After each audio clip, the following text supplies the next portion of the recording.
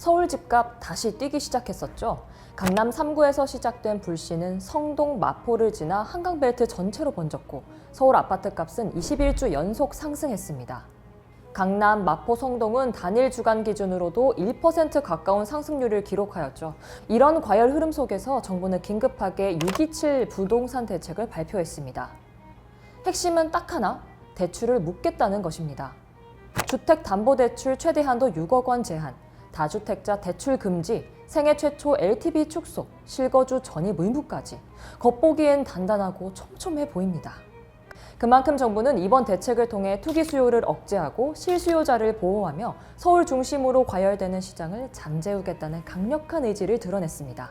그런데 이 대책 정말 실수요자에게 도움이 되는 걸까요?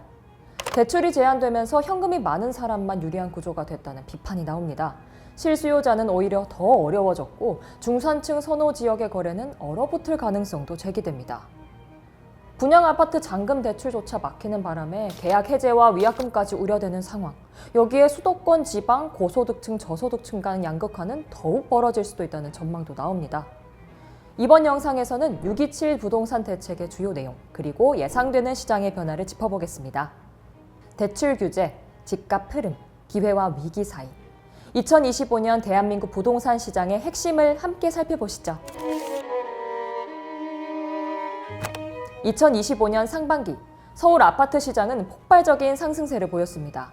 강남 3구에서 시작된 집값 오름세는 성동구와 마포구를 포함한 이른바 한강 벨트 지역으로 빠르게 확산됐고 서울 전체적으로는 무려 21주 연속 아파트 매매 가격이 상승하는 기록을 세웠는데요. 특히 성동구는 주간 기준으로는 0.99%나 오르며 한국부동산원이 통계를 작성한 이래 가장 높은 주간 상승률을 나타냈습니다. 이러한 흐름은 단순 반등 현상으로 보기는 어렵다는 평이 많았는데요. 구조적인 수급 불균형, 기준금리 인하에 대한 기대감, 경기 부양 정책, 재건축 기대 심리 등 다양한 요소들이 복합적으로 작용한 결과입니다. 실제로 매도자들은 희망 매도 가격을 높여잡기 시작했고 실수요자뿐만 아니라 투자 수요까지 서울로 몰려들었습니다. 강남 3구는 여전히 시장을 선도했고 금호동과 왕십리 일대 재개발 기대감이 작용한 성동구, 그리고 마포구 역시 가파른 오름세를 보였습니다. 이렇게 형성된 상승세는 인접 지역으로 키 맞추기 현상을 유발하며 서울 전역으로 빠르게 확산되기 시작했습니다. 흥미로운 점은 이러한 상승세가 정부의 대출 규제 예고에도 불구하고 꺾이지 않았다는 점입니다. 오히려 7월부터 시행 예정인 DSR 3단계 규제를 앞두고 막차 수요가 몰리면서 오히려 더 많은 수요가 유입되는 현상이 벌어졌습니다. 정부는 스트레스 DSR 도입을 통해 과열을 억제하고자 했지만 일부 전문가들은 가격 상승폭은 다소 줄 수도 있어도 지금의 상승세 자체가 꺾이기는 어려울 것이라 전망했습니다. 반면 서울과는 전혀 다른 흐름이 지방 부동산 시장에서 전개되고 있었습니다. 대전은 23주 연속 가격이 하락했고 세종은 거래량이 급감했으며 충남은 오랜 기간 보합세에서 벗어나지 못하고 있었습니다. 공급 과잉, 실수요 위축, 고금리 부담이 복합적으로 작용하면서 매매 시장과 전세 시장 모두 위축되는 결과로 이어졌습니다. 이러한 양극화된 시장 상황은 단편적인 규제만으로는 풀기 어렵다는 점을 분명히 드러낸 셈입니다. 서울은 수요 과잉과 공급 제약이 동시에 존재하고 지방은 그와 반대로 수요는 부족하고 공급은 과잉된 구조적인 문제를 안고 있었습니다. 이처럼 완전히 다른 시장 구조가 병존하는 현실 속에서 정부는 부득이하게 새로운 부동산 정책을 꺼내들 수밖에 없었습니다. 결과적으로 627 부동산 대책은 단순 주제 일변도의 대책이 아니었습니다. 서울의 과열을 잠재우고 동시에 침체된 지방시장의 숨통을 틔우기 위한 이중적인 접근이 필요했던 겁니다. 지금까지 627 부동산 정책 대출 규제가 나올 수밖에 없었던 원인과 배경에 대해 살펴보았으니 지금부터는 617 대책에 대해 상세하게 하나하나 살펴보도록 하겠습니다. 정부는 2025년 6월 27일 최근 수도권을 중심으로 급등세를 보이던 부동산 시장과 가계부채 증가세를 진정시키기 위해 강도 높은 부동산 대출 규제 제안을 발표했습니다.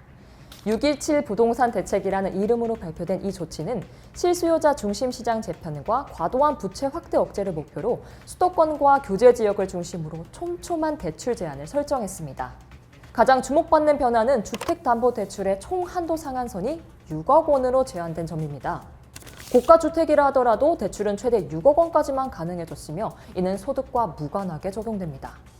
기존에는 고소득자들이 높은 총부채 원리금 상환 비율인 DSR을 충족하면 더 많은 금액의 대출을 받을 수 있었지만 이제는 상한선 자체가 고정됨으로써 고소득자조차도 그 이상 대출을 받을 수 없게 되었습니다. 뿐만 아니라 수도권과 규제 지역의 다주택자에 대한 주담대는 사실상 전면 금지되었습니다.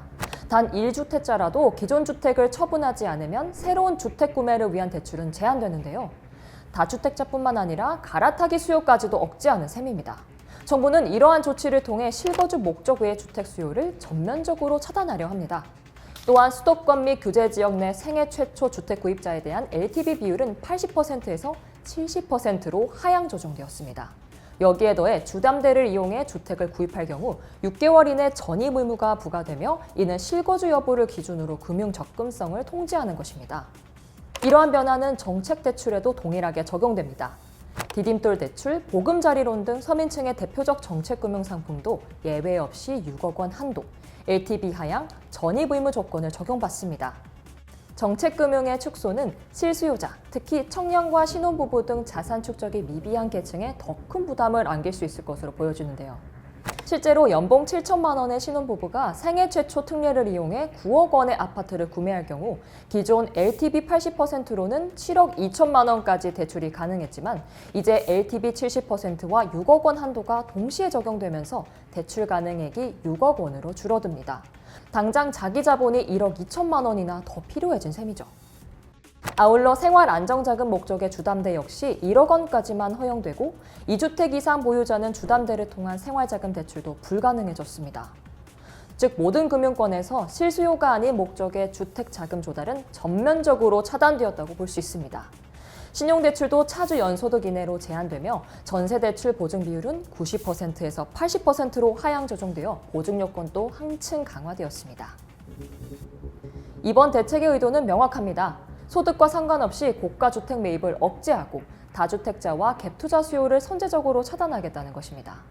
금융당국은 이 조치를 가계부채 선제관리라는 관점에서 설명하며 전 금융권에 걸쳐 가계대출 총량을 50% 감축하는 정책 기조를 분명히 했습니다. 자, 지금까지 내용 간단히 정리해보겠습니다. 이번 627 대책은 수도권과 규제 지역의 대출 상한선을 6억 원으로 고정하고 다주택자의 돈줄을 사실상 차단하는 초강력 카드입니다. 그렇다면 이 강력한 규제가 앞으로 시장을 어떻게 뒤흔들게 될지 구체적인 영향을 함께 살펴보도록 하겠습니다.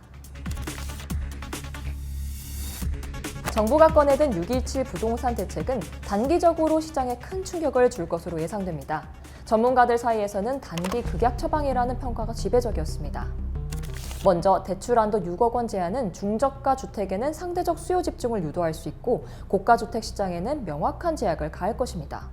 예컨대 연소득 2억 원의 차주가 기존에 15억 원 상당의 아파트를 매입할 경우 LTV 50%로 7억 5천까지 대출이 가능했지만 이제는 대출 상한선이 6억 원으로 고정되며 실질적으로 제약이 따르게 되었습니다. 따라서 고가 주택일수록 대출 한도가 제한되어 실수요자의 자금 조달 부담이 커지는 효과가 나타나게 되는데요. 이에 따라 강남 3구, 마포, 용산 등 고가 지역은 수요 위축에 따른 가격 조정 가능성이 커졌습니다. 또한 분양시장에도 타격이 불가피할 전망입니다. 중도금과 잔금 대출 계획을 전제로 분양 계약을 체결한 실수요자들이 자금 공백에 직면하게 되면서 계약 파기 및 위약금 부담, 소송 등의 연쇄 리스크가 현실화될 수 있습니다. 이로 인해 신축 분양시장 전반의 심리와 분양률에도 영향을 미칠 것으로 보여지는데요. 또 다른 풍선 효과는 전세 시장에서 나타날 수 있습니다. 대출 규제로 매매의 사다리가 끊긴 실수요자들이 매수를 포기하고 전세 시장에 주저앉게 되면 인기 지역의 전세 수요는 늘어날 수밖에 없습니다. 이는 결국 전세가 상승 압력으로 작용해 매매 시장의 불안이 전세 시장으로 전이될 위험도 안고 있는 셈입니다. 무엇보다도 이번 규제는 소득과 무관하게 현금이 있는 고소득층에게 실익이 집중되는 구조라는 점에서 기회의 불균형 문제가 제기되고 있습니다. 대출이 어려워진 상황에서 자금력이 부족한 2030 세대나 무주택 중상층은 오히려 내 집 마련의 기회를 잃게 되고 반대로 고소득층은 똘똘한 한 채 선점을 위한 경쟁에서 유리한 입장을 점하게 되었습니다. 규제가 오히려 양극화를 더욱 심화시킬 수 있다는 지적이 나온 겁니다. 한편으로는 이러한 고강도 규제를 통해 서울과 수도권의 과열세가 조정 국면에 진입할 것이라는 낙관론도 존재합니다. 대출이 많이 동원되는 고가주택일수록 규제에 민감할 수밖에 없고 상급지 갈아타기 수요에 타격이 불가피하다고 평가하는 전문가 의견도 있는데요. 이에 따라 당분간 거래가 줄고 상승폭도 둔화될 가능성이 높습니다. 또 다른 분석에 따르면 중저가 주택으로의 수요 이동이 이루어질 수 있다고도 합니다. 대출 가능 금액이 줄어들면서 상대적으로 부담이 적은 가격대의 주택으로 실수요가 몰릴 수 있고 그에 따라 일정 수준의 가격 압박이 해당 구간에 형성될 수도 있습니다. 즉, 시장 전체가 하락세로 돌아서기보다는 가격대별로 압력 재배분이 일어날 수 있다는 것이죠. 그리고 생애 최초 특례 대출에 적용되던 LTV 80% 종료도 시사하는 바가 큽니다. 이 제도는 고가주택 강세장의 유동성을 키운 핵심 요소였고 실거주 의무도 없이 고레버리지를 통한 갭 투자에 활용될 수 있다는 점에서 실질적인 과열 원인 중 하나로 지목되었습니다. 해당 제도의 종료 및 정비는 강세장 흐름에 제동을 거는 계기가 될 것으로 보입니다. 종합적으로 볼 때 이번 627 대책은 단기적으로는 유동성을 잠그고 시장 심리를 조정하는 효과를 가져올 수 있으며 실제로 향후 몇 주 내 서울 및 수도권 아파트 가격의 주간 상승률은 뚜렷하게 안정화되는 흐름을 보일 가능성이 큽니다. 다만 지방과 수도권, 고소득층과 중저소득층 간의 격차가 더 벌어질 수 있다는 구조적 문제는 또 다른 숙제로 남을 것으로 보입니다. 규제의 칼날, 방향은 맞췄지만 숙제는 여전히 남아있는 것으로 보입니다. 오늘은 627 부동산 대책의 배경이 된 시장 상황부터 규제 이후 방향까지 살펴보았는데 어떠셨나요? 정부가 발표한 627 부동산 대책은 단기간 내 시장의 과열을 진정시키겠다는 강한 의지를 담고 있습니다. 주택담보대출 한도 제한, 실거주 전입 의무, 정책금융 축소 등 다각도의 규제를 통해 집값을 누르겠다는 목표가 명확히 드러났습니다. 실수요자 중심의 시장을 만들기 위해 불필요한 대출 유입을 막고 투기 수요를 사전에 차단하겠다는 접근 방식은 정책 철학적으로도 설득력이 있습니다. 하지만 그 효과와 부작용은 동전의 양면처럼 맞물려 있습니다. 일단 단기적인 시장 반응은 뚜렷할 것으로 예상됩니다. 이미 강남 3구, 마포, 용산 등 고가 아파트 밀집 지역에서는 대출 사다리가 사라졌다는 반응이 나타나고 있으며 거래량은 눈에 띄게 해주고 있습니다. 과열 조짐을 보이던 서울 부동산 시장은 조정 국면에 진입할 가능성이 커졌고 실제로 주간 상승률이 둔화되기 시작했다는 분석도 나옵니다. 수요 억제 효과는 일단 가시화되고 있다고 평가할 수 있겠습니다. 그러나 장기적 관점에서 보면 시장은 지금부터가 본게임입니다. 정책 자체가 소득보다는 대출 규모에 초점을 맞추면서 소득이 낮고 현금 여력이 부족한 계층은 자연스럽게 시장에서 배제되는 상황이고 반대로 대출이 필요 없는 고자산가들에게는 제약이 없기 때문에 오히려 고가주택 매수에 유리한 구조가 형성되었기 때문이죠. 이 같은 규제의 아이러니는 정책의 본래 취지와 정반대의 결과를 낳을 위험이 있습니다. 그렇다면 이 대책은 실패한 것일까요? 그렇지는 않습니다. 핵심은 속도와 균형에 있습니다. 과열을 제어하는 단기적 처방으로는 일정 효과를 거둘 수 있지만 그 반작용까지 고려한 정교한 후속 대책이 필수입니다. 또한 이번 대책은 수요 억제에만 초점이 맞춰져 있다는 한계도 분명합니다. 단기적인 과열은 잡을 수 있겠지만 서울 도심의 고질적인 공급 부족 문제가 해결되지 않는 한 언제든 시장은 다시 과열될 수 있습니다. 장기적인 시장 안정을 위해서는 수요 관리와 함께 양질의 주택을 꾸준히 공급하겠다는 신뢰도 높은 시그널이 반드시 병행되어야 합니다. 예를 들어 고소득층과 저소득층의 대출 접근성을 분리하거나 실수요자임을 증명한 계층에 한해 LTV 대출 한도를 다시 완화하는 차등적 적용이 필요합니다. 특히 청년층, 신혼부부, 무주택자 등 주거 취약계층에 대해서는 별도 트랙을 마련해 대출 규제의 틈새를 보완해야 할 것입니다. 이번 대책은 명확한 메시지를 시장에 전달했다는 점에서 의의가 큽니다. 생애 최초 특례 대출의 왜곡 효과를 제어하고 고가주택 중심의 레버리지 과열을 진정시키는 효과도 기대할 수 있습니다. 627 대책은 정부의 경고임은 분명하지만 그 경고가 시장에서 큰 효과를 가지려면 다음 수단들이 따라붙어야 합니다. 단기 반응을 넘어서 중장기적인 주거 안정성과 자선 형성의 기회를 어떻게 마련해 줄 것인가? 이 질문에 정부가 어떤 해답을 제시하느냐가 진짜 시험될 것입니다. 다음에도 돈 되는 이야기로 만나요. 감사합니다.